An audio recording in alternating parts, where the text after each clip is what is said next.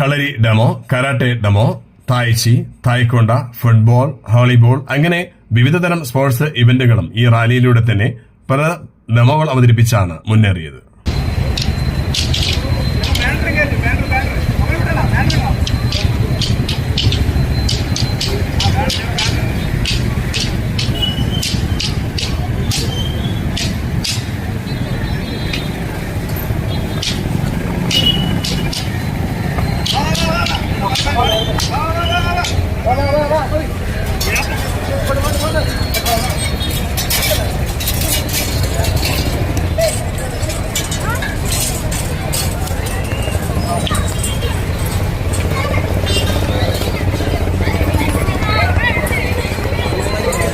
റാലിയുടെ മുഴുവൻ രൂപം മലയാള ജനതാ ന്യൂസ് വഴി ടെലികാസ്റ്റ് ചെയ്യാൻ ലൈവ് കൊടുക്കാൻ നമുക്ക് സാധിച്ചിട്ടില്ല. എന്നാലും ചില പ്രശസ്തമായ ഭാഗങ്ങൾ കൊടുക്കാൻ സാധിച്ചിട്ടുണ്ട്.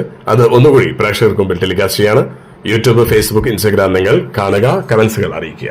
ഒരിക്കൽ കൂടി സ്വാഗതം. ഞാനിപ്പോൾ നിൽക്കുന്നത് നമ്മുടെ മ്യൂസിയത്തിന്റെ അടുത്താണ്. ഇപ്പോൾ മുമ്പ് ടെലികാസ്റ്റ് ചെയ്തതുപോലെ തന്നെ കായിക വകുപ്പും അതോടൊപ്പം തന്നെ സ്പോർട്സ് കരാട്ടയും ലഹരി വിരുദ്ധമായ ഒരു റാലി നടത്തുന്നുണ്ട്. അതിന്റെ ഒരു ലൈവ് കാണാം. ഏകദേശം കയറിക്കോ റിസ്വാൻ, അത് കയറിക്കോ. ഇതിപ്പോൾ സ്കാറ്റിന്റെയും കരാട്ടെ ടീം അംഗങ്ങളാണ്.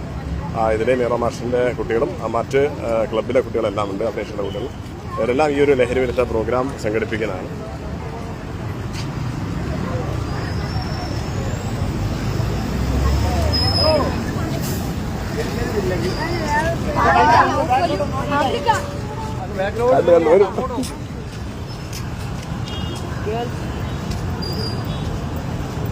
ഏകദേശം ഏറ്റവും കൂടുതൽ കുട്ടികൾ പാർട്ടിസിപ്പേറ്റ് ചെയ്തിട്ടുണ്ട് ഇപ്പോൾ കരാട്ടയിൽ നിന്നുള്ള കുട്ടികളാണ്.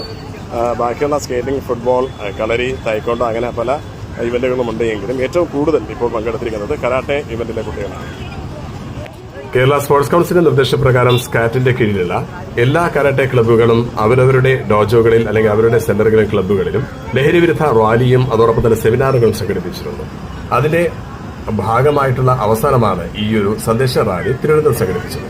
ഈ റാലിയിൽ മറ്റുള്ള ഇവന്റിലെ കുട്ടികളോടൊപ്പം തന്നെ 680 കരാട്ടെ സ്റ്റുഡൻസിനെ പങ്കെടുപ്പിക്കാൻ കേരള സ്പോർട്സ് കരാട്ടെ കീഴിലുള്ള സ്കാറ്റിന് സാധിച്ചു എന്നുള്ളത് അഭിനന്ദനാർഹമാണ്. ഏതായാലും ഏറ്റവും കൂടുതൽ ഇപ്പോൾ പങ്കെടുത്തിരിക്കുന്നത് ഈ പറഞ്ഞതുപോലെ തന്നെ കരാട്ടെ സ്റ്റുഡൻസ് ആണ്.